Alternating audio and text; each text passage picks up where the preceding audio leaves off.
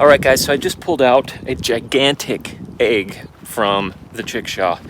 This thing, it's like the size of a goose egg. It's much bigger than any of the other eggs that we've seen before. I wonder if there's double yolks inside. Let's go check.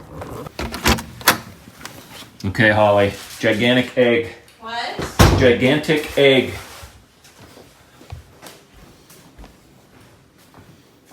Show me this next to a regular egg.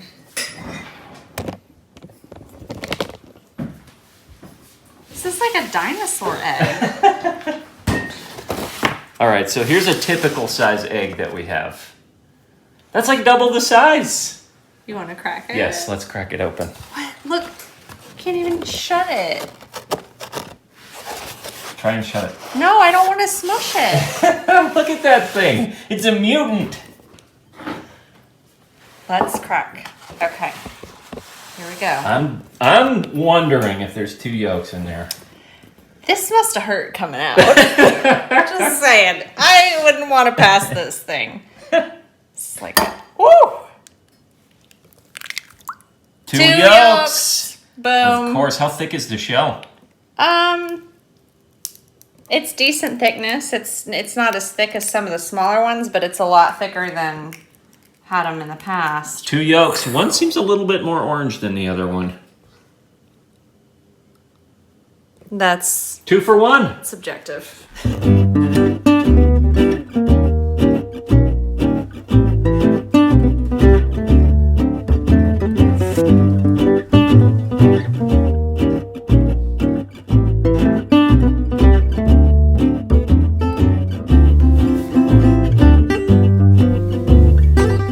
Hello. Yeah, can you hear me?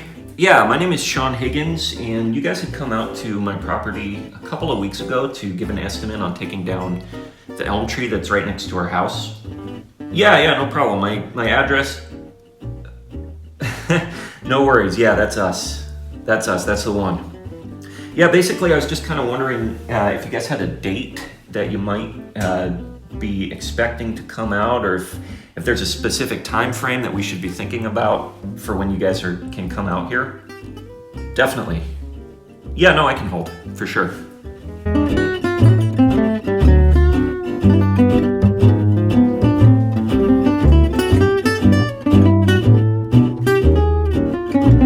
Yeah, I'm still here. Oh, yeah. Okay. Yeah, no, I definitely understand. Yeah, it's certainly been... Yeah, no, it has. I agree completely.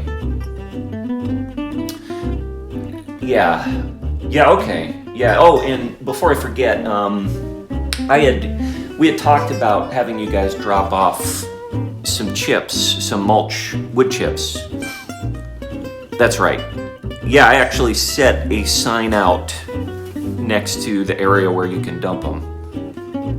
Okay. All right. Yeah, no.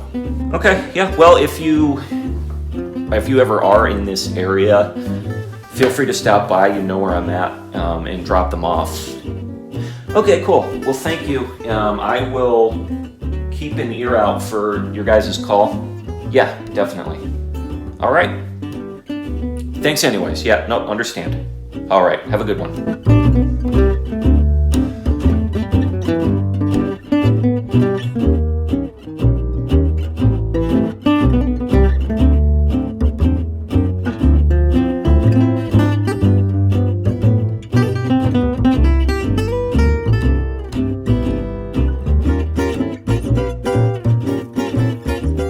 Hey friends, happy Wednesday. Sean the Modern Yeoman here. As you might have deduced from today's opening, I heard from the tree company that I've been working with, and they are unsure when they're going to be able to come out and cut down this gnarly old elm tree right next to our house, which I'm disappointed about, but I'm really bummed about the fact that they're also not sure if and when they're going to be able to drop off their mulch loads, their free chip loads, which to me is far more important because I need that mulch to get the garden started. As you can tell, I really don't like waiting, and that's a bad quality to have, especially in the business that I'm in with homesteading. Waiting is just part of the game.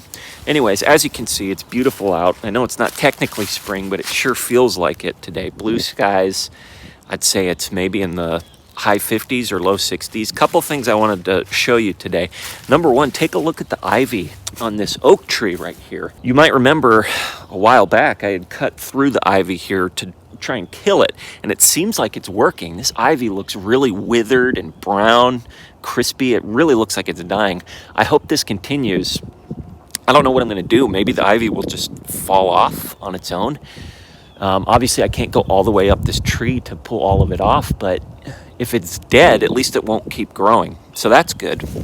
Number two, I'm beginning to notice some of the interesting quirks in my land. I don't know if you can see it from here, but that green strip at the very lowest point of my front pasture, that's all water in that green strip. So it seems like all of the water on our land, at least in the front couple of acres of our land, tends to flow into this green strip.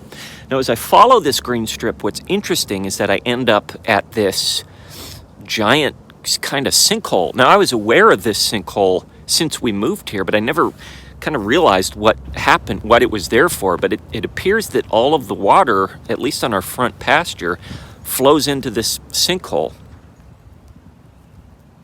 Now, I tend to think that this is a good thing, and so what I'll probably end up trying to do is find spots where there's drainage issues, like our puddle up there, and try and direct the water down the slope towards this drain hole, this sinkhole.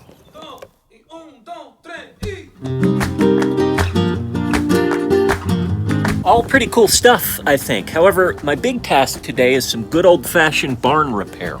As you can see up here, a lot of these metal roof panels on this south lean-to where I'm keeping my chickens, a lot of them are just open to the elements, and I think I might be able to fix them.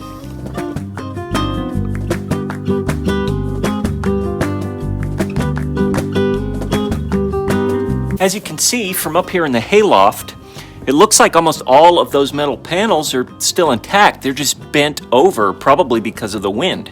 So I'm thinking it should be a pretty easy fix to get those things screwed down. There's one panel that I'm not going to screw on, however, and that's this corner post, the one above this corner post. And that's because we are going to need to change this corner post out here pretty soon. As you can see, it doesn't connect to the actual lean-to roof. It's just kind of hanging there. So what we're going to want to do is to remove that post and put in a new post and hook it up to the lean-to roof so it has full support there. In the meantime, I'll just leave this particular roof panel off so we can access it easier when the time comes to change it. There are a few roof panels here in the main structure of the barn that also need to be replaced, but I'm not going to worry about these just yet. Ideally, I'd like to have a much taller ladder to be able to get up to this height a lot easier to replace them.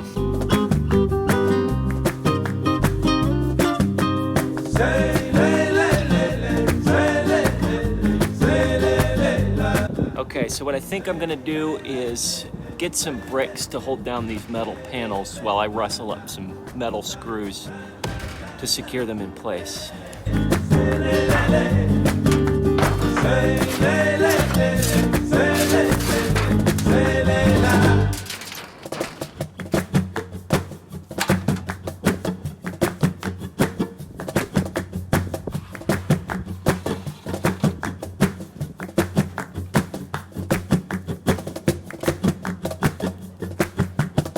I don't know how safe this would be to walk on. I really would have a lot more leverage, and these things would be a lot easier to flip if I could just walk up here. But I don't know about the integrity of this wood.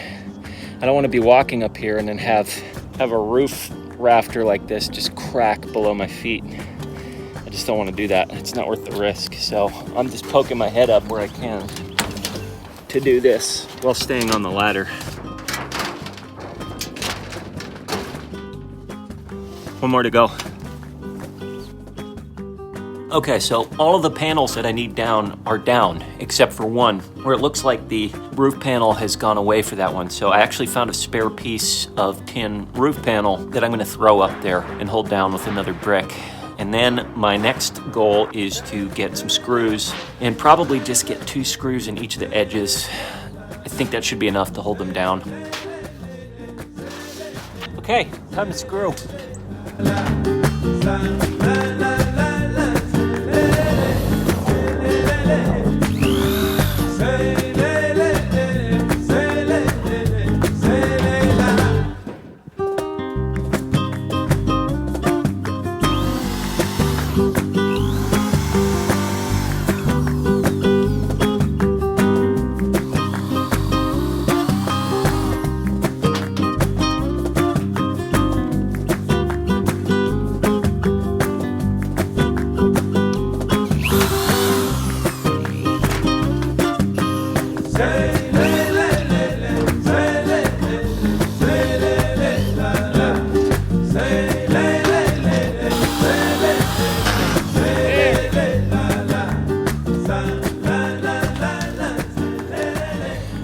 have it.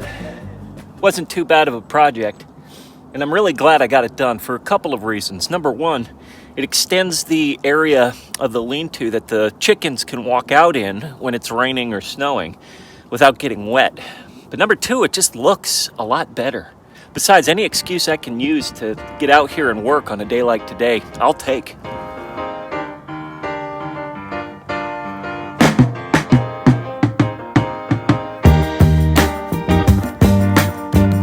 Well, that's all I've got for today, guys. Thanks for hanging out with me. Until next time, I'm going to be outside in this weather as much as possible.